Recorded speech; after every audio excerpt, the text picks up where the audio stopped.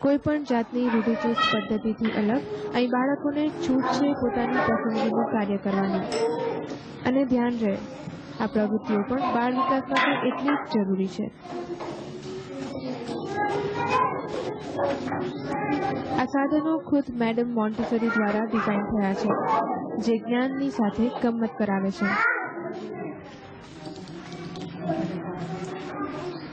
પણ આ બધાની વચ્ચે બાળકો ભણે તો છે. શ્રેયસની પોતાની એક પ્રયોગશાળા પણ છે.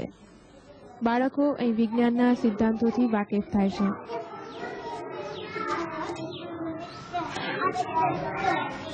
શરીરના અંગો વિશે અહીં પ્રેક્ટિકલ નોલેજ અપાઈ રહ્યું છે. અને આ છે શ્રેયસની લાઇબ્રેરી, જ્યાં બાળકો પોતાના ગમતા વિષયોનું વાંચન કરે છે.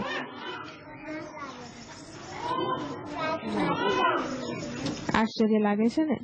પણ ચોખ્ખાઈ જાળવવી એ પણ એક મહત્વની બાબત છે, જે બાળકોને અત્યારથી જ શીખવાડાય છે. અહીંના બાળકો તરતા પણ જાણે છે.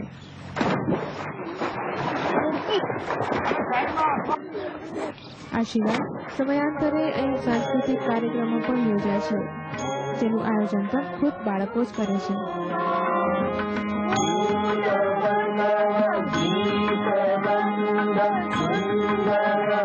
આ જ બાળકો લલિત કલામાં પણ પોતાનું કૌતુક બતાવી શકે છે.